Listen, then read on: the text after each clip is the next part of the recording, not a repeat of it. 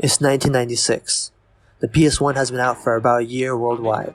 It's being praised for its 3D graphics and the usage of CD-ROMs instead of those big clunky cartridges. By this time, it has also got a lot of notable games on it. Games like Tekken, Twisted Metal, and Rayman. Little did people know at the time that one of the cult classic survival horror games would be released that year. One that would revolutionize an entire genre. That game is Resident Evil. Resident Evil is a survival horror game released by Capcom for the PlayStation. It's about this elite task force called STARS, which are like the SWAT of this game, and their task is to investigate this shady mansion in the neck of the woods, and some of their other members who went ahead beforehand have gone missing.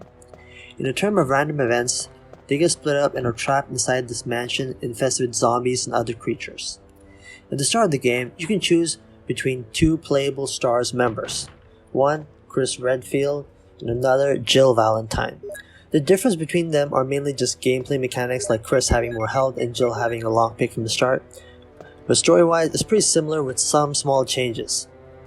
The core gameplay consists of gathering items, solving puzzles, third-person shooting with some aim assist and inventory management, all while trying to find out the secrets of the mansion and to get out of there. Now, getting back to the early 1990s, Resident Evil was developed from 1994 to 1996 and directed by Shinji Mikami. This was Shinji Mikami's first game as a director. The development team as a whole consisted of mainly novice creators at the time, but now notable people such as Hideki Kamiya, the director of Bayonetta, and producer Tokuro Fujiwara, the director of Sweet Home. For those of you who don't know, Sweet Home is credited for being the game which laid the foundation for the survival horror genre. If you have a look at the game now, obviously it's very dated, but you can see some of the similarities with the inventory management, puzzle solving, and a horror setting. At the same time, it's very similar to a classic JRPG with turn-based combat and a party of 5 members. Anyway, coming back to Resident Evil, it was initially planned to be a very different game from what eventually came out to be.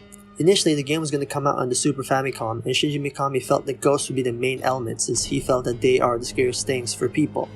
Luckily, they changed direction to make the game on the PS1, and Mikami realized that in terms of gameplay, giving people some sort of choice for a run or fight mechanic would be far more interesting.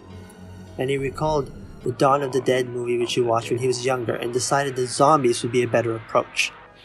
In this matter, he wanted to make the survival aspect a higher priority than actual plain horror.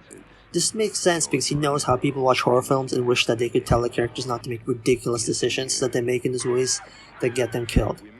From there onwards, Mikami wanted the game to have full 3D environments and play in a first-person perspective. But due to the team's inexperience with 3D and hardware limitations of the PlayStation, they ended up using well-known fixed camera angles with pre-rendered 2D backgrounds and tank controls as a workaround fix. The game finally released on March 22, 1996 to critical acclaim and even got 38 out of 40 in Famitsu, a reputable Japanese video game magazine, and was the 3rd highest rated game of that year. It also became a bestseller in North America and the UK. This first version of the game ended up selling over 2.75 million units, but it doesn't stop there, because there are a lot of other versions of the game which have also been made. First off, the Director's Cut was released for the PlayStation in 1997 to compensate for the delay of RE2 or Resident Evil 2. This version's main changes are that the item locations and enemy placement have been changed, and auto-aim function was restored. The auto-aim function was actually not present in the original game. Next, in 1998, the Director's Cut DualShock version, which as you can probably guess from the name, is just a Director's Cut with support for the DualShock analog sticks. The game also got released on the Sega Saturn, but it isn't just a direct port, but has an additional battle mode where the player has to traverse through various rooms and eliminate enemies with selected weapons. So it's kind of like a battle gauntlet mode, where you get like a grade based on your performance at the end.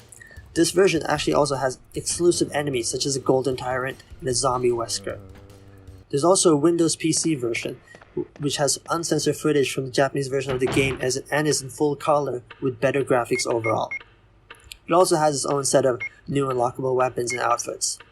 The only unreleased version of the game is the Game Boy Color version. I still can't believe that somehow got this to work and the project unfortunately was cancelled because of the limited hardware, but they did fit every room, cutscene, and item from the original PlayStation version. But as you can see now from this footage, that someone in 2012 did end up leaking a playable cartridge of this version online, and what you're seeing is the gameplay of it. Lastly, the final version of this game is the Nintendo DS port called Resident Evil Deadly Silence, and was made to commemorate the 10th anniversary of the series. It has some cool additions like Classic Mode with touchscreen support, and Rebirth Mode which has more enemies and new puzzles. They made good use of the dual screen, by now showing the map, inventory, and your health on the top screen, while the bottom screen shows the main gameplay where you control the character and stuff. At the end of all this, Resident Evil is considered to be the first game which popularized the term survival horror and is considered to be one of the most influential games of all time. It took video games in the cinematic direction with its cheesy horror film-esque cutscenes and sparked a revival in the zombie genre as a whole in pop culture. Even the legendary George Romero himself said it was Resident Evil that popularized zombies in early 21st century pop culture. Despite all of his accolades, I still can't get over how ridiculously bad that the voice acting is in the game, which actually led it to get a spot in the Guinness World Records Gamers Edition 2008 for worst game dialogue ever. Hey, what's going on? Jill? Is that you, Jill? What happened? Barry, help me please. The door won't open. Quick! Stay away from the door, Jill. I'm gonna kick this door down. Hurry! This way! Oh, Barry! That was too close. You were almost a Jill sandwich. You're right. Barry, thanks for saving my life. But Barry, didn't you say you're going back to the dining room to do some research? Why on earth are you here? I just had something I wanted to check. Now, let's get back to searching for the lost captain and Chris, shall we? Thank you, Barry. Yeah.